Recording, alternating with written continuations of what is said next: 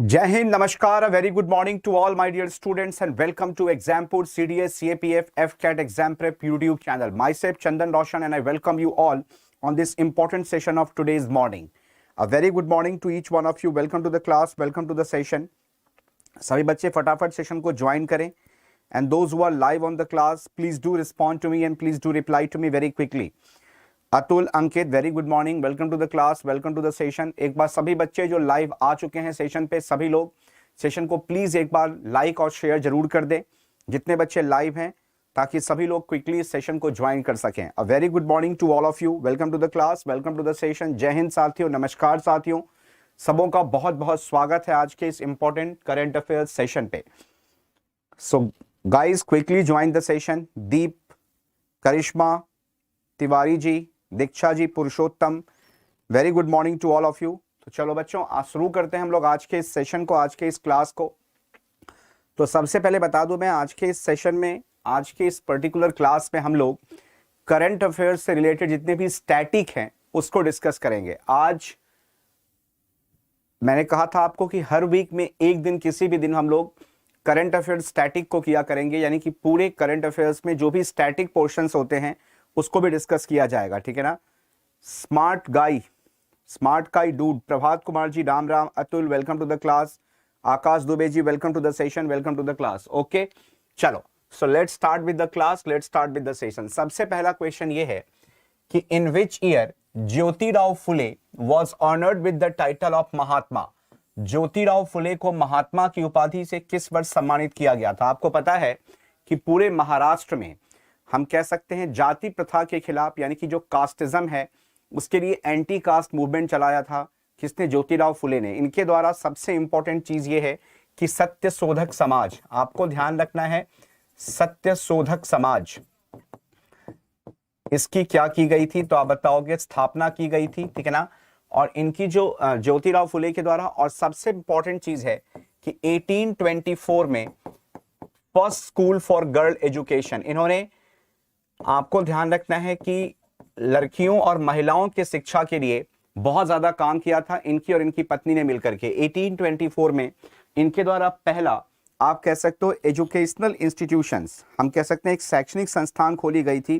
किसके लिए? तो आप बताओगे, गर्ल एजुकेशन के लिए। कहां पे? पुणे में। फर्स्ट स्कूल हम कह सकते हैं किसके लिए?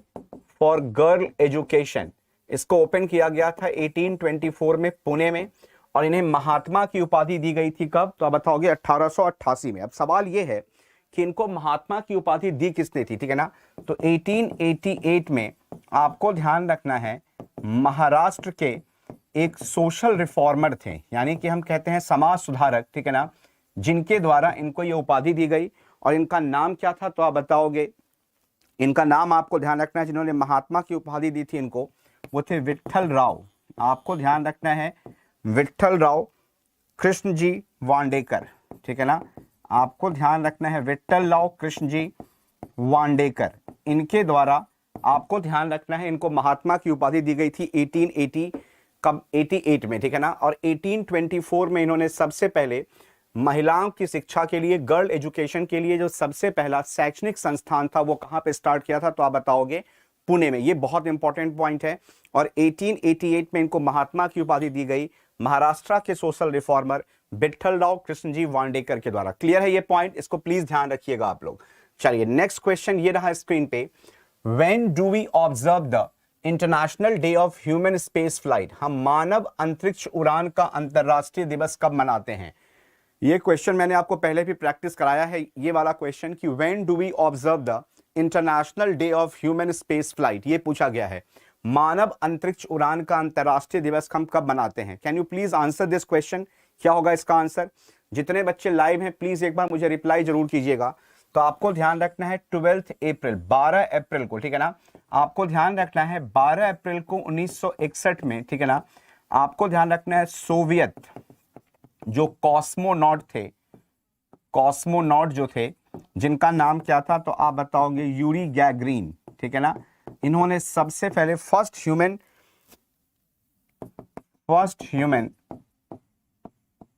टू टेक स्पेस वॉक, अंतरिक्ष में भ्रमण करने वाले जो पहले व्यक्ति बने थे वो कौन थे? Yuri Gagarin. और 1961 में इनको भेजा गया था कहां पे? अंतरिक्ष में, ठीक है ना। आपको ध्यान रखना है इन चीजों को। हाँ, शौर्य बैच बिल्कुल सही है, आप ले सकते हो सीएपीएफ के लिए बिना किसी दिक्कत के। तो इसको आपको ध्यान रखना है कि 1961 में सबसे पहले सोवियत यूनियन ने, आपको ध्यान रखना है कि पहला मानव भेजा था कहां पे? अंतरिक्ष में। और तभी से हम इसको सेलिब्रेट करते आ रहे हैं। 12 अप्रैल को हमने मार्क कर दिया था किसके रूप में? तो international day of human space flight का। इसको आपको ध्यान रखना है। अगला सवाल यह है कि who has recently taken oath as the Pakistan 23rd prime minister? हाल ही में पाकिस्तान के 23वें प्रधानमंत्री के रूप में किसने शपथ ली है? ठीक है ना। मरियम नवाज ने, शहबाज शरीफ ने, हमजा शहबाज ने, या फिर बिलावल भुट्टो जरदारी ने? ये पूछा गया है कि पाकिस्तान के 23वें प्रधानमंत्री के रूप में, ठीक है ना, आपको ध्यान रखना है, पाकिस्तान के 23वें प्रधानमंत्री के रूप में इनमें से किसने शपथ ली थी? Please go for the answer, please go for the reply, ठीक है ना।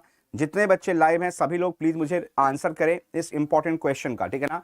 तो आपको ध्यान रखना है as a 23rd Pakistan of, ठीक है ना, 23rd prime minister of Pakistan किसने लिया है? तो आप बताओगे शहबाज शरीफ ने।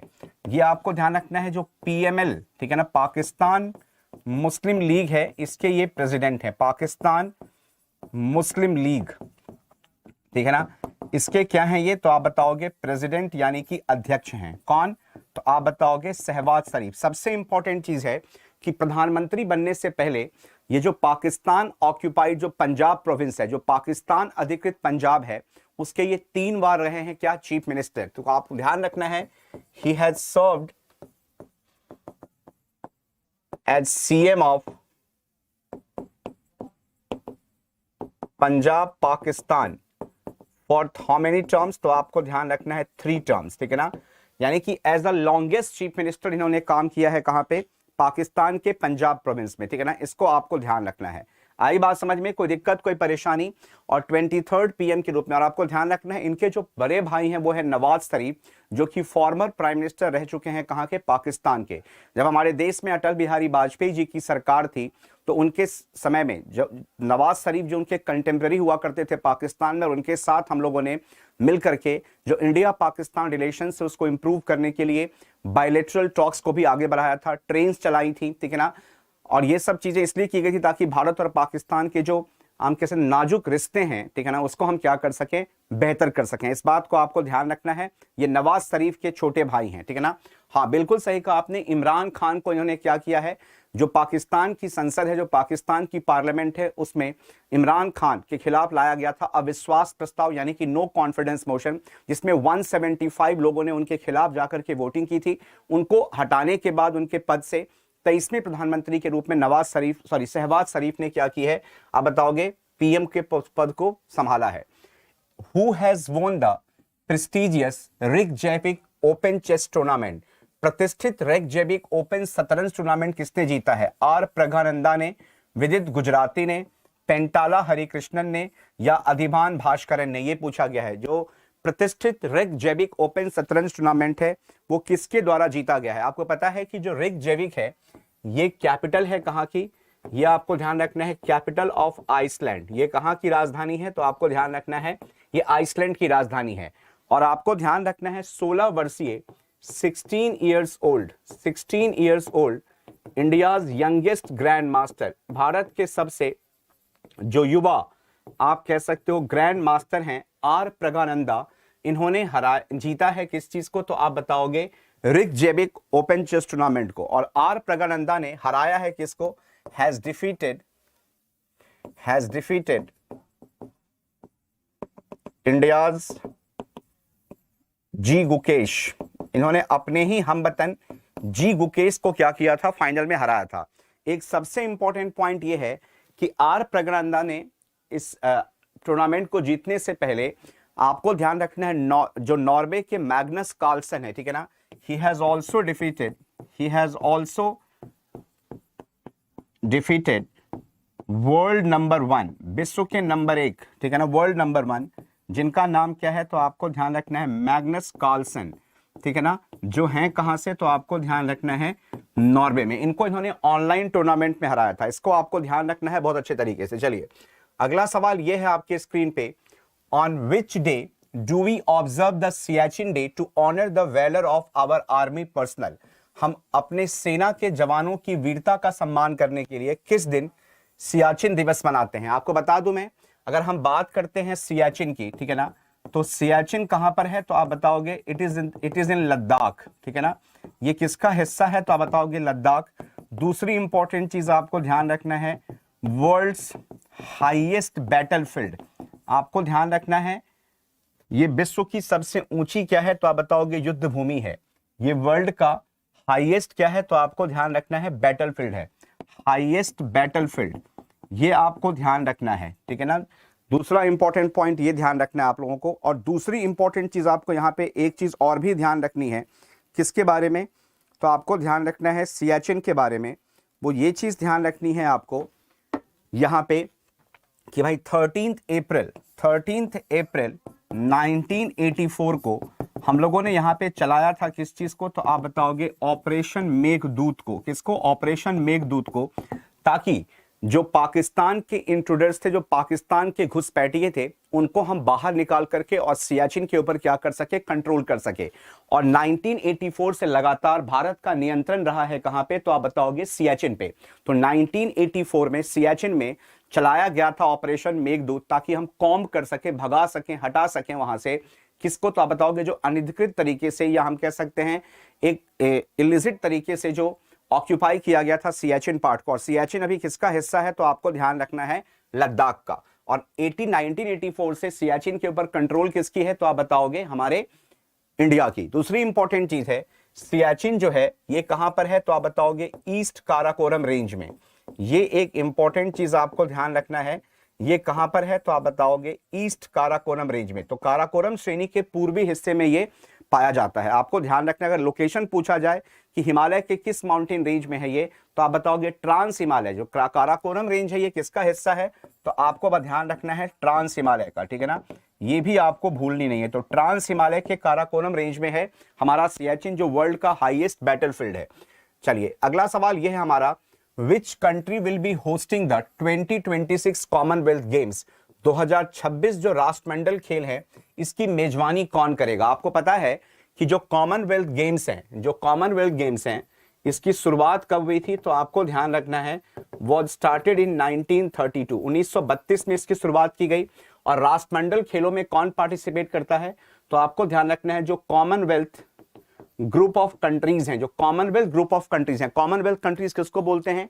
Who have been the former colonies of the Britain, जिस पे ब्रिटिश आप कहते हो ब्रिटानिया सरकार की शासन हुआ करती है, इस पे ब्रिटिश ने गवर्नेंस किया था, जिसको ब्रिटिश ने अपनी कॉलोनी बना के रखी थी, उसको हम क्या बोलते हैं? राष्ट्रमंडल देश, या हम कहते हैं उसको कॉमनवेल्थ कंट्रीज। इसको बहुत अच्छे से आपको ध्यान रखना है।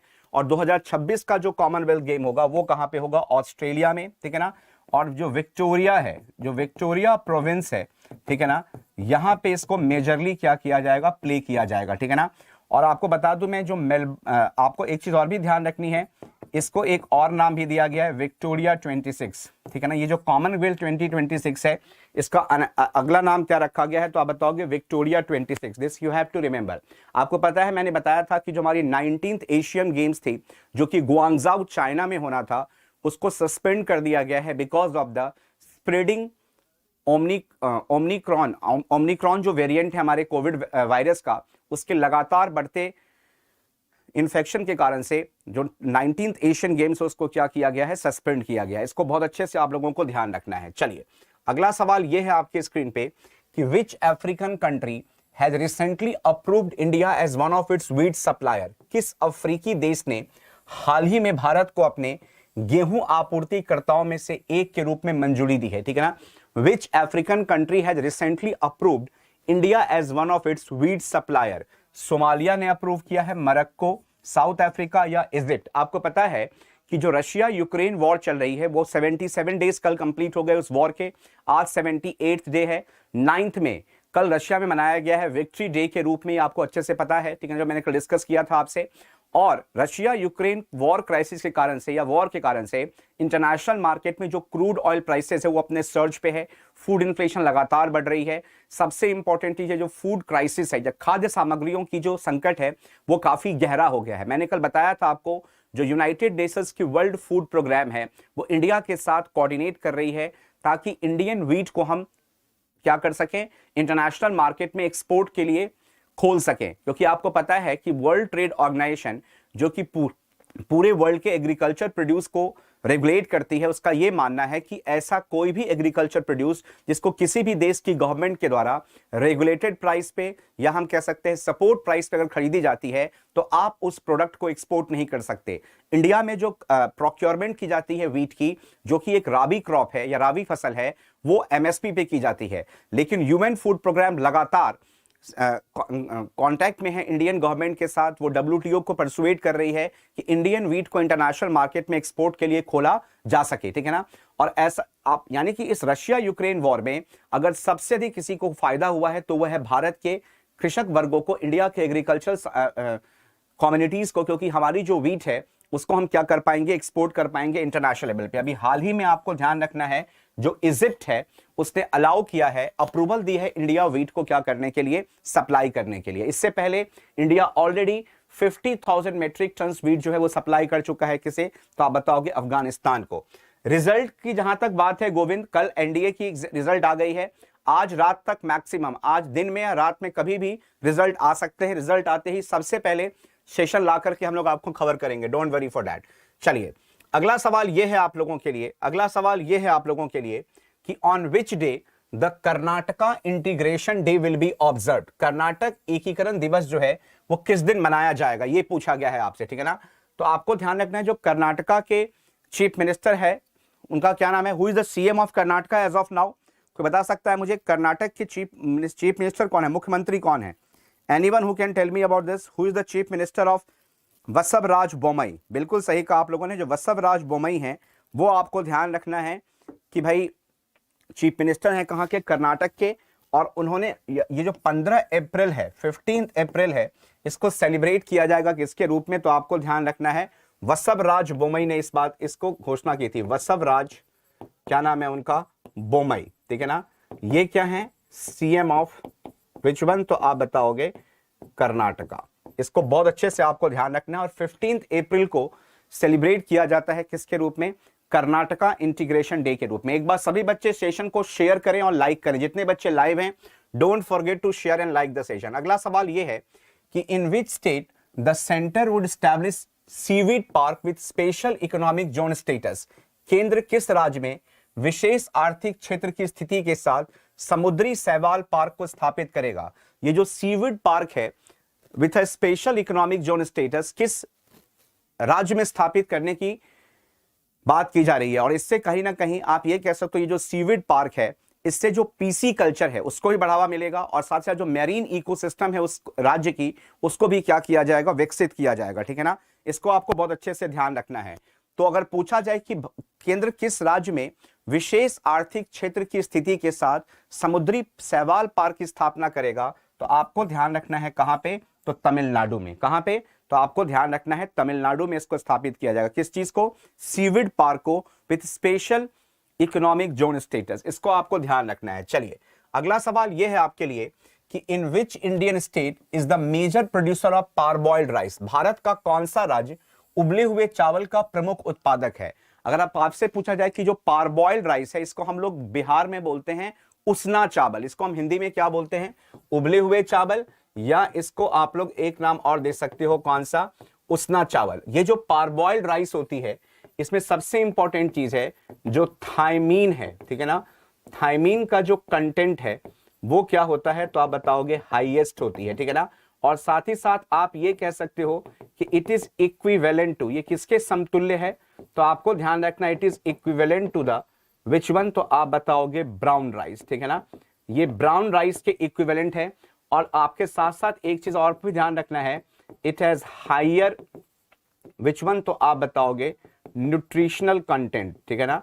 न्यूट्रिशनल कंटेंट, इसमें पोषक तत्वों की मात्रा, ठीक है ना, क्या होती है, सर्वाधिक होती है। और जो तेलंगाना है ये सबसे बड़ा प्रोड्यूसर है किस चीज का, तो आप बताओगे पारबॉइल्ड राइस का, ठीक है ना। तो आपको ध्यान रखना है तेलंगाना इज द, और ये इसलिए चर्चाओं में है पारबॉइल्ड राइस क्योंकि तेलंगाना की जो स्टेट गवर्नमेंट है जिसको लीड कर रहे हैं के चंद्रशेखर राव, उन्होंने आरोप लगाया है केंद्र सरकार के ऊपर कि सभी राज्यों के साथ जो पारबॉइल्ड राइस की खरीदने की प्रक्रिया है वो एक समान नहीं है। सेंटर उसमें क्या कर रही है तो आप बताओगे इनइक्वालिटी क्रिएट कर रही है। हालांकि केंद्र का कहना है कि पारबॉइल्ड सबसे इंपॉर्टेंट चीज ये है कि पारबॉइल्ड राइस जो होती है आर नॉट ड्यूरेबल, ठीक है ना।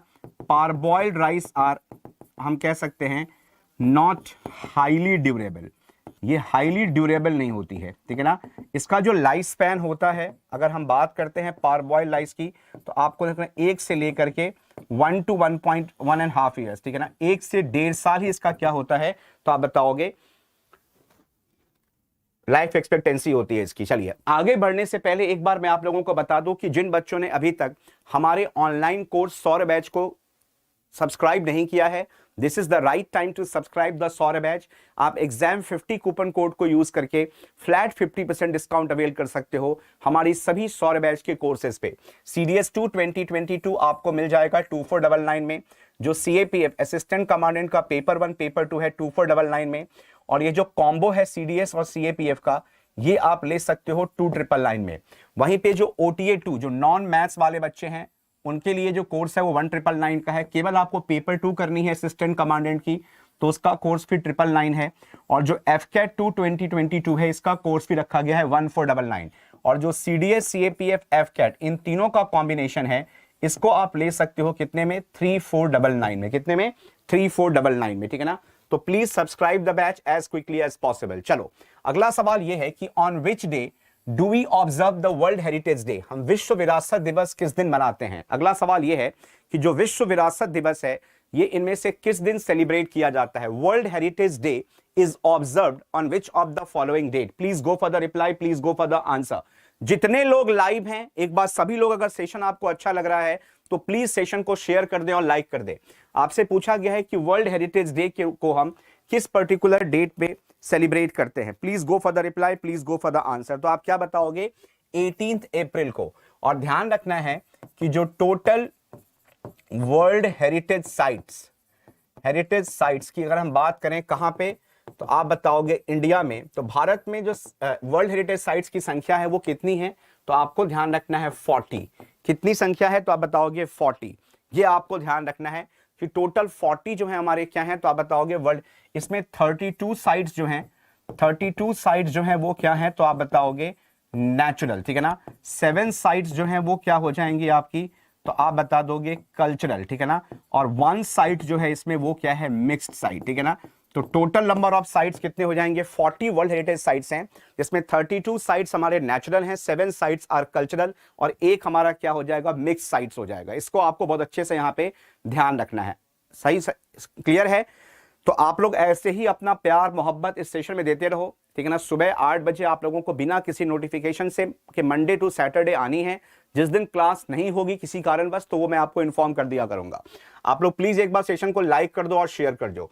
विच Indian state is the largest producer of coal in India, Bharat का कौन सा राज्य भारत में कोयले का सबसे बड़ा उत्पादक है। ये बहुत अच्छा क्वेश्चन है। आप देखो अगर हम ओवरऑल बात करें तो चाइना लार्जेस्ट प्रोड्यूसर है कोल का। और अगर हम बात करते हैं इंडिया में कि इंडिया में सबसे अधिक कोल जो है उसका उत्पादक राज्य कौन सा है, ये इसलिए चर्चाओं में है ये न्यूज क्योंकि कोल की शॉर्टेज हो चुकी है। कोयला जो है वो कहीं ना कहीं इसकी काफी भारी मात्रा में कमी आ गई है भारत के अंतर्गत, क्योंकि आज भी इंडिया में जो इलेक्ट्रिसिटी जनरेशन की जाती है, जो हम कह सकते हैं बिजली उत्पादन की जाती है, इस इलेक्ट्रिसिटी जनरेशन में जो सबसे ज्यादा कंट्रीब्यूशन है वो किस चीज का है, थर्मल एनर्जी का, ठीक है ना। तो अगर हम इंडिया में एनर्जी प्रोडक्शन की बात करें तो एनर्जी प्रोडक्शन में आपको ध्यान रखना है कि सबसे बड़ा सोर्स क्या है, तो आपको ध्यान रखना है यहाँ पे थर्मल एनर्जी। सबसे बड़ा सोर्स क्या है, थर्मल एनर्जी। दूसरे में आपका सोर्स क्या हो जाएगा, हाइडल एनर्जी। तीसरे पे आपका क्या हो जाएगा, नाभिकीय ऊर्जा यानी कि न्यूक्लियर एनर्जी। चौथे पे आपका क्या हो जाएगा, सोलर। और पांचवें में आपकी क्या हो जाएगी, विंड। तो आज भी भारत में सबसे अधिक जो बिजली उत्पादन की जाती है उसमें सबसे अधिक इस्तेमाल किसका किया जाता है, तो आपको ध्यान रखना है कोयले का। और यहाँ पे छत्तीसगढ़ आपको ध्यान रखनी है कि सबसे बड़ा प्रोड्यूसर है किस चीज का, तो आप बताओगे हमारे कोयले का पूरे इंडिया में। तो पूरे इंडिया में सबसे अधिक कोयला कहां पे होती है, तो आप बताओगे छत्तीसगढ़ में, ठीक है ना। आपको बहुत अच्छे से इसको ध्यान रखना है। और सेकंड पे आप रख सकते हो किसको, तो आपको ध्यान रखना है झारखंड को। और झारखंड जो है ये आपको ध्यान रखना है, लार्जेस्ट प्रोड्यूसर है, सबसे बड़ा उत्पादक है किन चीजों का, तो एक तो ध्यान रखना है जो यूरेनियम का ऑल्टरनेटिव है थोरियम, और दूसरा आपको ध्यान रखना है अबरक। अबरक किसको बोलते हैं, तो आप बताओगे मीका को या माइका को, जिसको हम यूज करते हैं किसके रूप में, न्यूक्लियर रिएक्टर्स में कूलेंट के रूप में। जो माइका है इसको किसके रूप में यूज किया जाता है, तो आपको ध्यान रखना है शीतलक के तौर पर या कूलेंट के रूप में। आई बात समझ में, please don't forget about that. चलो अगला सवाल यह है कि in which year India's first unmanned earth satellite Aryabhata was shot into space. भारत के पहले मानव रहित पृथ्वी उपग्रह आर्यभट्ट को किस वर्ष अंतरिक्ष में भेजा गया था, ठीक है ना। आर्यभट्ट को किस वर्ष अंतरिक्ष में भेजा गया था, यह पूछा गया है आप लोगों से। एक बार सभी लोग इसको रिप्लाई करें कि जो आर्यभट्ट है इसको कब लॉन्च किया गया था, ये आपको बताना है। तो आपको इसमें एक डेट याद रखनी है कि 19 अप्रैल 1975 को आपको ध्यान रखना है आर्यभट्ट को भेजा गया था अंतरिक्ष में। और एक चीज आपको ध्यान रखना है, जिस जगह से इसको भेजा गया था वो कौन सा प्लेस है, जिस स्थान से इसे लॉन्च किया गया था वो कौन सा था, कपुस्टिन यार, ठीक है ना। ये आपको ध्यान रखना है, ये एक सोवियत स्टेट में है ये, इसको आपको ध्यान रखना है आपको बहुत अच्छे से, ठीक है ना। और इसको ब्लास्ट किया गया था किस लॉन्च व्हीकल के साथ, कॉस्मोस 3M, ठीक है ना। और आपको 1975, और इसमें जो लॉन्च व्हीकल थी, जो लॉन्च व्हीकल इस्तेमाल किया गया था उसका नाम क्या था, तो आपको ध्यान रखना है कॉस्मोस 3M, ठीक है ना। कॉस्मोस 3M उस लॉन्च व्हीकल का नाम था जिसका उपयोग करते हुए भारत के पहले अनमैन्ड अर्थ सैटेलाइट आर्यभट्ट को क्या किया गया था, भेजा गया था कहां पे, अंतरिक्ष में, 19 अप्रैल 1975 को। This date is very very important, 19 अप्रैल 1975, ठीक है ना। और जगह कौन सा था, कपुस्तिन यार, ये आपको ध्यान रखना है। एक सबसे इंटरेस्टिंग चीज ये है कि आर्यभट्ट को डिजाइन किया गया था, इसको फैब्रिकेट किया गया था भारत में, ठीक है ना। आपको ध्यान रखना है डिजाइंड एंड फैब्रिकेटेड कहां पे, तो आपको ध्यान रखना है इंडिया, यानी कि इसको स्वदेशी तकनीक पे क्या की गई थी, निर्मित की गई थी। इसको आपको भूलना नहीं, ये पॉइंट बहुत इंपॉर्टेंट है। In which city is the Al Aqsa mosque located, ठीक है ना। अल अक्सा मस्जिद जो है ये किस शहर में स्थित है। देखो जब भी रमजान का महीना आता है तो ये अल अक्सा मस्जिद बहुत ज्यादा कंट्रोवर्सी में आ जाती है, क्योंकि ये जो अल अक्सा मस्जिद है ये आप कह सकते हो जो ज्यूज कम्युनिटी है उनके लिए भी बहुत महत्वपूर्ण है, ठीक है ना। और साथ ही साथ ये इस्लामिक लोगों के लिए भी बहुत इंपॉर्टेंट है। और इजराइल और पैलेस्टीन इनका जो विवाद चल रहा है सदियों से, ठीक है ना, वर्ल्ड वॉर 2 के समय से ही मान के चलो आप, तो इसमें अल अक्सा मस्जिद जो है ये बहुत ज्यादा इंपॉर्टेंट रोल प्ले करती है। अभी भी यहाँ पे वायलेंस देखने को मिले थे जब रमजान का महीना यहाँ पे चल रहा था।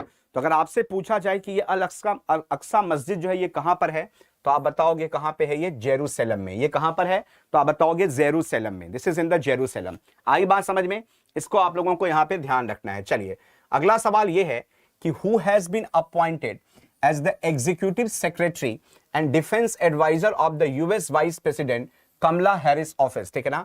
अमेरिकी उपराष्ट्रपति कमला हैरिस के कार्यालय के कार्यकारी सचिव और रक्षा सलाहकार के रूप में किसे नियुक्त किया गया है, कार्यकारी सचिव, यानी कि आप कह सकते हो executive secretary as well as the defence advisor of the US vice president Kamala Harris, ठीक है ना। तो कमला हैरिस के कार्यालय में जो कि उपराष्ट्रपति हैं अमेरिका की, इनके मुख्य कार्यकारी आप कह सकते हो अधिकारी के रूप में और साथ ही साथ रक्षा सलाहकार के रूप में किसे नियुक्त किया गया है, यह पूछा गया है आपसे। श्यामला गोपालन को, शांति शेट्टी को, नैन्सी पेलोसी को या जेन सकाई को, ठीक है ना। This is the question for you कि आपको ध्यान रखना है कि जो इंडियन बोर्ड अमेरिकन है, इंडियन बोर्ड अमेरिकन जिनका नाम क्या है, तो आपको ध्यान रखना है शांति सेठी, इनको अपॉइंट किया गया है as the defence advisor of the US vice president Kamala Harris. इसको आपको ध्यान रखना है। चलिए अगला सवाल यह है आपके लिए, दुनिया की सबसे ऊंची सुरंग सिंकुला दर्रा कहां से किसको जोड़ेगी। जो सिंकुला पास है, जो जहां पे वर्ल्ड का हाईएस्ट टनल बनाया जा रहा है, ये किसको जोड़ेगी, अरुणाचल और भूटान को, सिक्किम और भूटान को, हिमाचल और लद्दाख को, हिमाचल और उत्तराखंड को, ये पूछा गया है, ठीक है ना। Please please give me the answer. Shinku La pass, ध्यान रखना ये जो ला है ये क्या है, तो आपको ध्यान रखना है तिबेतियन शब्द है, ये तिबेतियन वर्ड है, ठीक है ना, विच मीन्स व्हाट, पास, यानी कि इसका मतलब क्या होता है, दर्रा। और पास क्या होता है, तो it's a narrow path which connects two points in the hilly areas. आपको ध्यान रखना है। तो ये किसको जोड़ेगी, जो सिंकुला है ये किसको जोड़ेगी आपस में, तो आप क्या बताओगे, ये किसको कनेक्ट करेगी, तो आपको ध्यान रखना है हिमाचल और लद्दाख को, ठीक है ना, हिमाचल और लद्दाख को। देखो लद्दाख जो है यहां भी आपको दो शब्द मिलेंगे, ला का मतलब क्या हो गया, पास, और ढाक शब्द का मतलब क्या हो गया, मैनी, कई सारे, ठीक है ना। तो लद्दाख जो है इसको हम क्या बोलते हैं, city of many passes, city of many passes, कई दर्रों का स्थान कहा जाता है किसको, लद्दाख को। In which state has Oil India Limited commission India's first 99.99% pure green hydrogen plant. Oil India Limited ने किस राज्य में भारत का पहला 99.99% शुद्ध ग्रीन हाइड्रोजन प्लांट को चालू किया है, असम में, तेलंगाना में, गुजरात में या फिर हिमाचल प्रदेश में। आपको पता है कि जो असम है यहाँ पे कई सारे ऑयल फील्ड्स हैं, जैसे यहाँ पे आपको मिल जाएगा क्या, बोंगाई गांव है, यहाँ पे आपको दिग्बोई मिल जाएगी, यहाँ पे आपको नहरकोटिया मिल जाएगा, यहाँ पे आपको गोपालपुरा मिल जाएगा, ठीक है ना। ये सब चीजें यहाँ पे बहुत ज्यादा इंपॉर्टेंट है, इसको आपको ध्यान रखना है। और असम में ही आपको ध्यान रखना है कि इंडिया का पहला, आप कह सकते हो प्योर ग्रीन हाइड्रोजन प्लांट जो है उसको क्या किया गया है, स्टैब्लिश किया गया है, ठीक है ना। और ये है कहां पे, तो आपको ध्यान रखना है जोरहट असम में, ठीक है ना। जो जोरहट डिस्ट्रिक्ट है असम की, वहां पे इसकी क्या की गई है, तो आप बताओगे शुरुआत की गई है। Am I clear to everyone, कोई दिक्कत, कोई परेशानी, कोई समस्या यहां तक, एक बार सभी लोग रिस्पॉन्ड करें और रिप्लाई करें मुझे क्विकली। चलिए अगला सवाल ये है आपके लिए कि on which day do we celebrate the national civil services day every year. हम हर साल किस दिन राष्ट्रीय सिविल सेवा दिवस मनाते हैं, 21 अप्रैल, 22 अप्रैल, 23 अप्रैल या फिर 24 अप्रैल। ये पूछा गया है कि जो नेशनल सिविल सर्विस डे है ये कौन से डेट को सेलिब्रेट किया जाता है, नेशनल सिविल सर्विस डे, ठीक है ना, कौन से डेट को सेलिब्रेट किया जाता है। Please go for the reply. जितने बच्चे लाइव हैं और जितने लोग लाइव हैं please don't forget to share and like the session. सभी लोग फटाफट सेशन को लाइक करें और शेयर करें। जितने बच्चे लाइव हैं please do like and share the session. हाँ जी बच्चों, भाई स्टूडियो में एसी नहीं चल रही है और बुरा हाल है। आप सोचो इतनी लाइट्स जल रही है, इतने लाइट्स के बीच में बिना एयर कंडीशन के पढ़ाना कितना टफ हो जाता है, ठीक है ना। फिर भी मैं आप लोगों के लिए डेली स्टूडियो आ रहा हूं। तो आपको ध्यान रखना है जो 21 अप्रैल है इसको सेलिब्रेट किया जाता है नेशनल सिविल सर्विसेज डे के रूप में। 21 अप्रैल आपको ध्यान रखना है 1947 को इंडिया के जो पहले होम मिनिस्टर थे सरदार वल्लभ भाई पटेल, उन्होंने इंडिया के ब्यूरोक्रेट्स को, जितने भी हमारे नौकरशाह हैं जो ब्यूरोक्रेट्स हैं, उनको क्या किया था, तो आपको ध्यान रखना है एड्रेस किया था गुड गवर्नेंस के लिए, ठीक है ना। और नेशनल सिविल सर्विसेज डे के ही दिन प्रधानमंत्री के द्वारा, ठीक है ना, आप कह सकते हो जो सबसे अच्छे ब्यूरोक्रेट्स होते हैं उनके नेशन सर्विस के लिए उनको सम्मानित भी किया जाता है। आई बात समझ में, इसको आई बात समझ में। तो 21 अप्रैल आपको ध्यान रखना है नेशनल सिविल सर्विस डे के रूप में। In which Indian state ecologically vulnerable Osman Sagar and Himayat Sagar are located. पारिस्थितिकी रूप से कमजोर उस्मान सागर और हिमायत सागर भारत के किस राज्य में स्थित है। अच्छा, ये जो दो इंपॉर्टेंट लेक्स हैं ये इसलिए चर्चाओं में है क्योंकि जो हैदराबाद सिटी है, उस हैदराबाद सिटी को जो ड्रिंकिंग वाटर फैसिलिटी प्रोवाइड की जाती है वो मेजरली कहां से, आपको ध्यान रखना है उस्मान सागर और हिमायत सागर लेक से। आपको बता दूं मैं कि जो तेलंगाना सरकार है उन्होंने उस्मान सागर और हिमायत सागर जो लेक्स हैं इसके 10 किलोमीटर के रेडियस में जो कंस्ट्रक्शन एक्टिविटीज को बंद किया गया था, जो डेवलपमेंट एक्टिविटीज को क्लोज कर दी गई थी क्योंकि ये खतरा था कि इससे ये दोनों लेक्स कॉन्टेमिनेटेड हो जाएंगे और जो हैदराबाद सिटी है उनको जो वाटर सप्लाई है इसके प्रॉब्लम से जूझना पड़ेगा। तो उस आप कह सकते हो जो बैन था, वो जो प्रतिबंध थी कि 10 किलोमीटर के रेडियस में आप किसी भी निर्माण कार्य की शुरुआत नहीं कर सकते हैं, किसी भी कंस्ट्रक्शन वर्क को आप इनिशिएट नहीं कर सकते हैं, उस बैन को क्या किया गया है, लिफ्ट कर दिया गया, हटा दिया गया है। इस कारण से ये दोनों लेक काफी ज्यादा चर्चाओं में है, ठीक है ना। तो आपको इसका ध्यान रखना है तेलंगाना, ठीक है ना। तो तेलंगाना वो स्टेट है जो कि जहां पे इकोलॉजिकली वनरेबल ओस्मान सागर और हिमायत सागर लेक्स जो हैं वो क्या हैं, सिचुएटेड हैं। इसको आपको ध्यान रखना है। चलिए अगला सवाल ये है कि on which day do we celebrate the earth day as a reminder to protect the environment. पर्यावरण की रक्षा के लिए हम किस दिन पृथ्वी दिवस को एक अनुस्मारक के रूप में मनाते हैं, ठीक है ना। जो वर्ल्ड अर्थ डे है ये पूछा गया है कि किस दिन सेलिब्रेट किया जाता है। Can you please answer this question. जो वर्ल्ड अर्थ डे है इसको हम किस दिन सेलिब्रेट करते हैं। Please go for the reply, please go for the answer, ठीक है ना। आपको ध्यान रखना है जो 2022 अर्थ डे है इसका जो थीम रखा गया है, या आप कह सकते हो इसका जो स्लोगन है वो क्या है, तो आपको ध्यान रखना है इन्वेस्ट इन आवर प्लैनेट।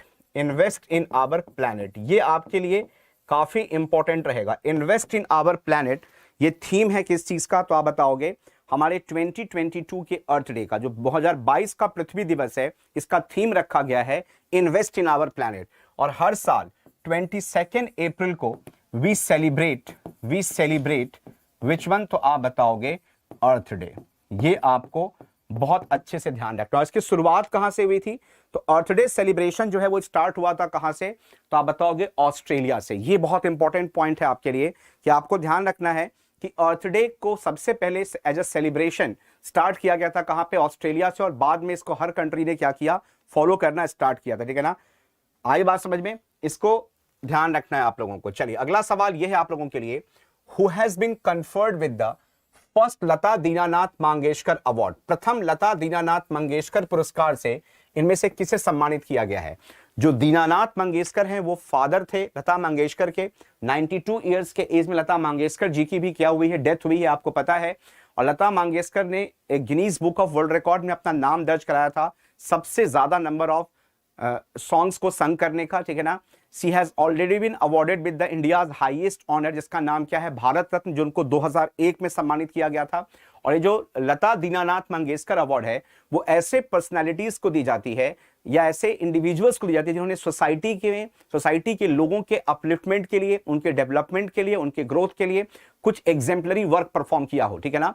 और पहला लता दीनानाथ मंगेशकर अवार्ड जो है ये किनको मिला है, तो आप बताओगे भारत के प्रधानमंत्री नरेंद्र मोदी जी को, ठीक है ना। ये आपको ध्यान रखना है। और ये सम्मान कब दिया गया है उनको, जिस दिन पंचायती राज दिवस थी उसी दिन उनको ये सम्मान से सम्मानित किया गया था। आई बात समझ में।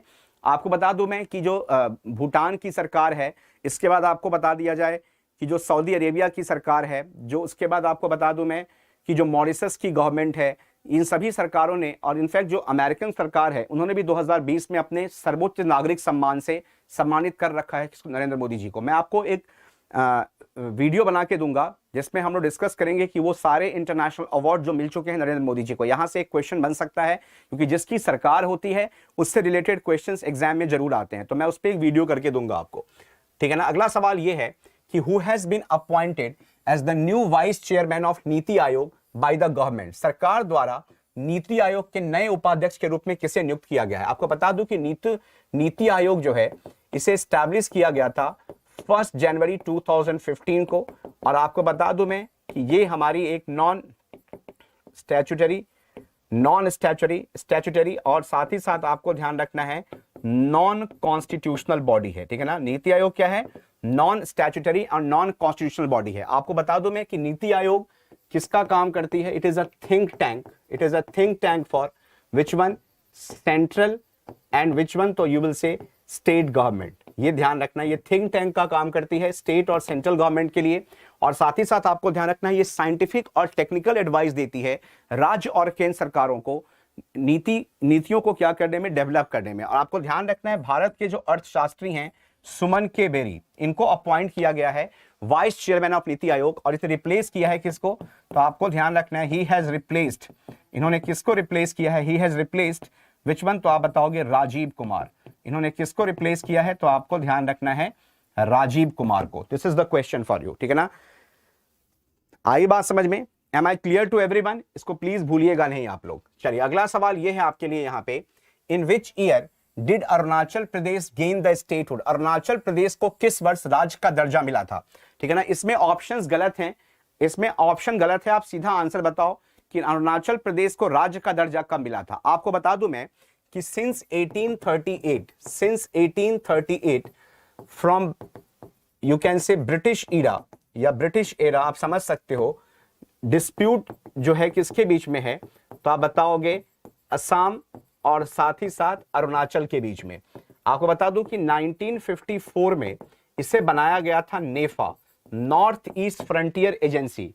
1972 में इसे बनाया गया था क्या चीज, यूनियन टेरिटरी, और 1987 में इसे दिया गया क्या चीज, तो आप बताओगे स्टेटहुड। और आपको बता दूं मैं कि 800 किलोमीटर 800 किलोमीटर का बॉर्डर शेयर करती है, border is shared between Assam और साथ ही साथ आपको ध्यान रखना है अरुणाचल। और आपको बता दूं मैं कि अरुणाचल जो है वो असम को ही तोड़ के क्या किया गया है, तो आप बताओगे बनाया गया है 1987। तो इसमें ध्यान रखना है कि स्टेटहुड कब आ जाएगा, 1987 में। What is the India's ranking in the world in military expenditure as per the Stockholm International Peace Research Institute report. तो Stockholm International Peace Research Institute की रिपोर्ट के अनुसार सैन्य व्यय में भारत की दुनिया में क्या रैंकिंग है। अगर हम मिलिट्री एक्सपेंडिचर के रैंकिंग की बात करें तो मिलिट्री एक्सपेंडिचर में इंडिया की क्या रैंकिंग है, मिलिट्री एक्सपेंडिचर में वर्ल्ड में इंडिया की क्या रैंकिंग है। आपको बता दूं मैं कि पूरे वर्ल्ड में Stockholm International Peace Research Institute के हिसाब से इंडिया वर्ल्ड का 11th लार्जेस्ट आर्म ट्रेडर है। 11th लार्जेस्ट हम क्या हैं, तो आपको ध्यान रखना है 11th largest arm trading country, ठीक है ना। दूसरा आपको ध्यान रखना है third largest importer of arms, ठीक है ना। और तीसरी पॉइंट आपको ध्यान रखनी है, we are the third highest country in the world जो कि एक्सपेंडिचर करती है किस पे, मिलिट्री के ऊपर। तो सैन्य चीजों की, सैन्य कार्रवाई पे खर्च करने वाले में हमारी रैंकिंग किस नंबर पे आती है, तो आप बताओगे वर्ल्ड में 3rd नंबर पे। इसको आपको ध्यान रखना है।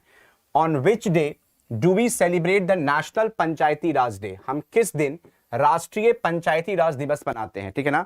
जो पंचायती राज दिवस है इसको कौन सी तारीख को मनाया जाता है, ठीक है ना।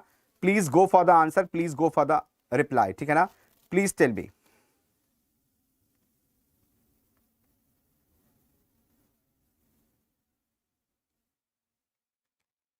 एक बार सभी लोग मुझे रिप्लाई करें, हम कौन सी तारीख को मनाते हैं पंचायती राज डे।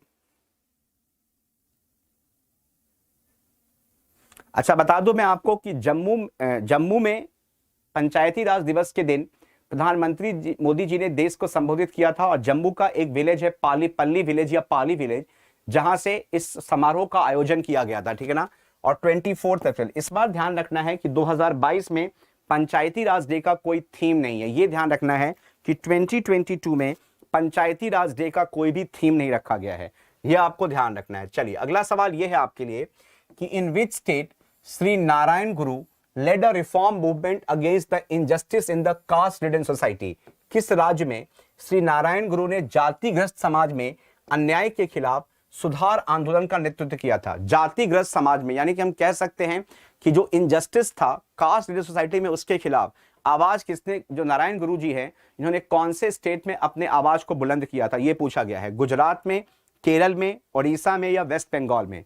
नारायण गुरु के द्वारा जाति प्रथा के खिलाफ जो अपनी आवाज बुलंद की गई थी वो कौन से राज्य में, ये पूछा गया है। तो आप क्या बताओगे, it's in the state of Kerala, या आप कह सकते हो केरल, ठीक है ना। इसको आपको ध्यान रखना है। अगला सवाल यह है आपके लिए, on which day do we observe the world malaria day. हम विश्व मलेरिया दिवस किस दिन मनाते हैं, 25 अप्रैल, 26 अप्रैल, 27 अप्रैल या 28 अप्रैल, ठीक है ना।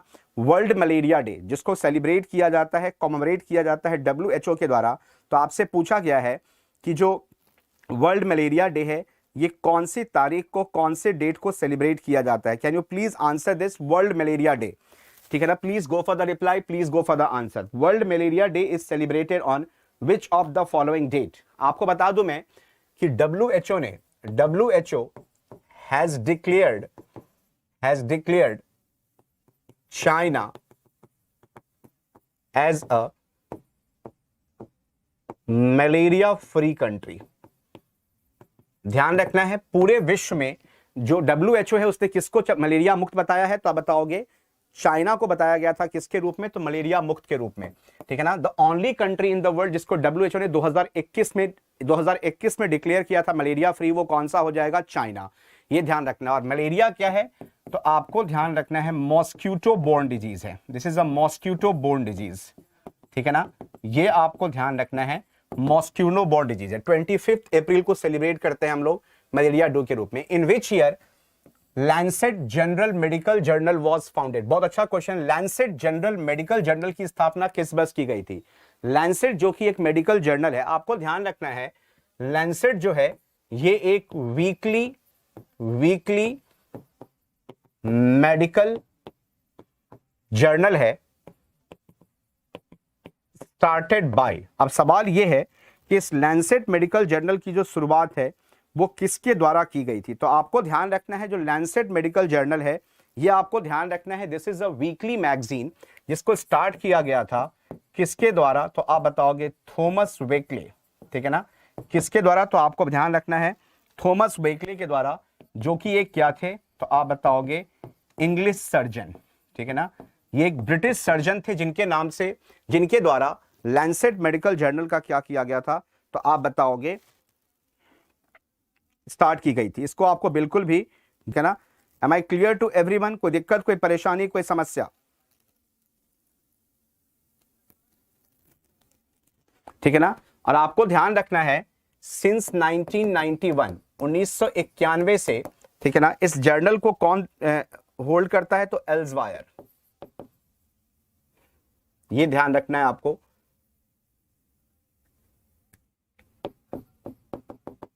एल्सवायर, और इसके जो एडिटर इन चीफ हैं, अगर हम इसके एडिटर इन चीफ की बात करें तो आपको ध्यान रखना है रिचर्ड हार्टन। और आपको पता है लैंसेट क्या है, लैंसेट आपको ध्यान रखना है it is the name of smallest surgical instrument. Lancet किसका नाम है, लैंसेट जो है ये वर्ल्ड के सबसे छोटे, आप कह सकते हो मेडिकल इंस्ट्रूमेंट का नाम है। जो वर्ल्ड का सबसे छोटा मेडिकल इंस्ट्रूमेंट है उसको हम क्या बोलते हैं, तो उसको क्या कहा जाता है, लैंसेट कहा जाता है। ये आपको ध्यान रखना है। सो लैंसेट जो है वो है क्या, तो आपको ध्यान रखना है वर्ल्ड का सबसे छोटा क्या चीज, तो आपको ध्यान रखना है मेडिकल इंस्ट्रूमेंट। इसको हम स्काल्पेल भी बोलते हैं। आपने एक वर्ड सुना होगा स्काल्पेल, स्काल्पेल कहो या लैंसेट कहो, they are the same thing. Scalpel और लैंसेट सेम है। स्कैल्पेल देखते हो, स्काल्पेल क्या बोलते हैं, स्काल्पेल क्या होता है, एक छोटा सा नाइफ होता है जिसको यूज करते हैं सर्जरी के लिए, ठीक है ना, इसको आपको ध्यान रखना है बहुत अच्छे से। चलिए अगला सवाल यह है कि on which river the Kwar hydro electric project is located. Kwar जल विद्युत परियोजना किस नदी पर स्थित है, यह पूछा गया आपसे। जो क्वार हाइड्रो इलेक्ट्रिक प्रोजेक्ट है वो कौन से रिवर पे है। Can you please answer this, please go for the reply, please go for the answer. हाँ जी,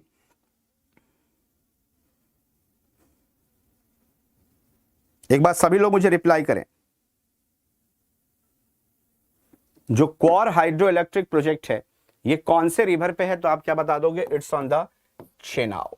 ये कहां पर है, तो आप बताओगे चेनाब पे, ठीक है ना। और अंतिम सवाल आज का ये है कि जो मालचा महल है 14वीं शताब्दी की, जो एक मॉन्यूमेंट है जो अभी हाल ही में समाचारों में था, इसमें यह कहा गया कि दिल्ली सरकार ने कहा है कि जो मालचा महल है दक्षिणी दिल्ली के चाणक्यपुरी हिस्से में, उसको फिर से क्या किया जाएगा, रेनोवेट किया जाएगा। ये जो मालचा महल है जो कि एक तरीके से हंटिंग हाउस हुआ करता था, ये एक शिकारी पैलेस हुआ करता था तुगलकों का, ठीक है ना।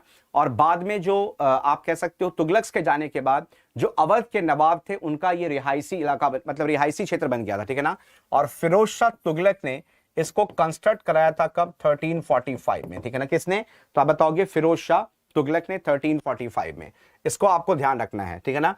तो guys please do join our Shaurya batch, use the coupon code exam50 to get 50% off on all the Saurya batches, on all the Saurya courses, CDS2 2022 2499, assistant commandant paper 1 paper 2 2499, जो CDS और CAPF का combo है इसको आप ले सकते हो 2999 में, जो OTA 2 2022 है 1999 में, जो CAPF FCAT 2022 का पेपर 2 है 999 में, जो CAPF का जो FCAT 2 2022 है 1499 में। और यदि आपको CDS CAPF FCAT इन तीनों का कॉम्बिनेशन चाहिए तो आप इसको ले सकते हो 3499 में। CDA CAPF FCAT तीनों का कॉम्बिनेशन किस में ले सकते हो, तो आपको ध्यान रखना है 3499 में। So this is all for today. मुलाकात होगी आप लोगों से दोबारा दोपहर 1 बजे। आज दोपहर 1 बजे दोबारा आप लोगों से मुलाकात होगी स्टैटिक जीके पे, जिसमें आज डिस्कस करेंगे हम लोग इंपॉर्टेंट डेज को, और फिर कल सुबह मिलेंगे हम लोग इसी करंट अफेयर्स के सेशन में, जहां मैं कल के करंट अफेयर्स को लेकर के आपके सामने अवेलेबल होऊंगा। बहुत अच्छे से अपना ख्याल रखिए, अपने साथ आसपास में साफ सफाई बनाए रखिए, and do take very good care of yourself. जय हिंद, जय भारत, जय हिंद, जय भारत, जय हिंद, जय Bharat. Thank you so much guys, love you all, bye bye and take care.